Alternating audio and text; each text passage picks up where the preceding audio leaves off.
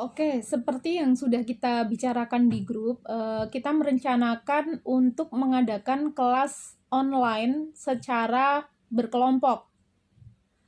Berhubung kondisi pandemi COVID ini kita belum tahu kapan berakhirnya, jadi kita tidak mungkin diam saja di rumah, kita tidak lanjutin stimulasi anak di klinik, jadi kita cari cara gimana anak tetap bisa terstimulasi walaupun itu di rumah. Gitu.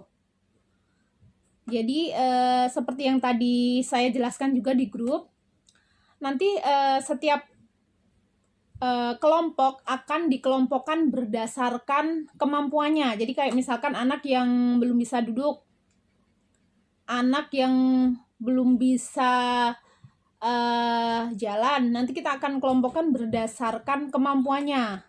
Setiap satu kelompok nanti bisa jadi akan berisi 4 sampai 8 anak. Nah, dalam kelas online ini, nanti jadwal ditentukan dari kami. Kalaupun ternyata saat jadwalnya kelas online ada beberapa orang tua yang tidak bisa ikut, nanti kita akan kirimkan materi yang udah kita rangkum. Gitu. Terus kalau misalkan ada yang mau ditanyakan, nanti berhubung ini HP saya udah bener-bener kuota RAM-nya terbatas, jadi kayaknya udah nggak mencukupi untuk menerima beberapa video ataupun gambar yang terlalu banyak. Jadi nanti kalaupun misalkan ada yang mau ditanyakan, silahkan komen di bawah video sesuai materi yang ingin ditanyakan. Jadi nanti saat saya jawab di pertemuan kelas online selanjutnya itu lebih fokus, ke materi ini yang ditanyakan, lanjutan yang ini kemarin, gitu. Oke, untuk persiapan awal kita akan jelaskan untuk tahapan tumbuh kembang anak secara umum. Karena beberapa anak ada yang mengalami keterlambatan. Nah, dari keterlambatan itu sebenarnya kita bisa tarik garis nih, anak kita terlambat kisaran berapa bulan ya, jangan-jangan harusnya sudah bisa, misalkan sudah bisa merangkak usianya 7 bulan, ternyata baru bisa tengkurap, itu aja masih ditengkurepin. Nah, dari sini kita akan ngerti dari dari tahapan tumbuh kembang yang dalam batasan normal ini, kita akan tahu, ternyata anakku terlambat, berarti aku harus konsultasikan nih ke praktisi tumbuh kembang anak, gitu. Jadi kita mulai bahas di tahapan dasar tumbuh kembang anak. Di usia 1 bulan biasanya anak itu ada di tahapan ini. Jadi masih telentang, belum bisa tengkurap, tangan dan kaki masih bergerak secara acak. 2 bulan sudah bisa tengkurap, biasanya kepala juga masih sering ditaruh, jadi belum bisa tengkurap dengan mengangkat kepala tegak. Terus 3 bulan biasanya sudah bisa sambil ngambil mainan gitu loh, megang mainan pakai tangannya dengan posisi yang kayak gini. Terus mulai 4 bulan biasanya tengkurapnya itu kepalanya lebih tegak.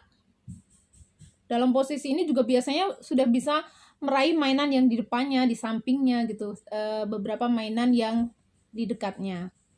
Di usia 5 bulan beberapa anak udah ada yang bisa berguling untuk ngambil mainan yang menarik menurut anak-anak. Terus tahapan selanjutnya usia 6 bulan. Di tahapan ini ada beberapa anak yang sudah bisa merayap. Usia 7 bulan biasanya anak udah bisa merangkak. Oke. Masuk ke usia 8 bulan, punggung anak mulai tegak. Jadi beberapa anak sudah bisa duduk. walaupun masih sesekali terkadang oleng ke samping atau ke belakang, jadi masih harus dijagain ya, jangan sampai belakangnya ada benda-benda yang keras. Terus di usia 9 bulan biasanya sudah mulai bisa pegang-pegangan gitu loh, kayak mau berusaha berdiri. Di 10 bulan sudah mulai bisa berdiri pegangan. Terus 11 bulan mulai bisa sesekali lepas. 12 bulan beberapa anak ada yang udah bisa jalan. Oke, jadi nanti untuk materi dasarnya ini dulu, nanti silahkan dibaca. Kalau ada yang mau ditanyakan silahkan tanya di bawah video ini. Karena kalau nanti setiap dari anggota kelompok mengirimkan video dan tanya ke WA saya, nanti mohon maaf, bener-bener mohon maaf, RAM HP saya itu sudah bener-bener kepenuhan. Jadi atau kalau misalkan itu bisa ditanyakan nanti pas kelas online, jadwal kelas online selanjutnya. Jadi untuk pertama materinya ini dulu, semoga bisa difahami. Nanti kita akan lanjut sambung ke materi selanjutnya. Oke, terima kasih.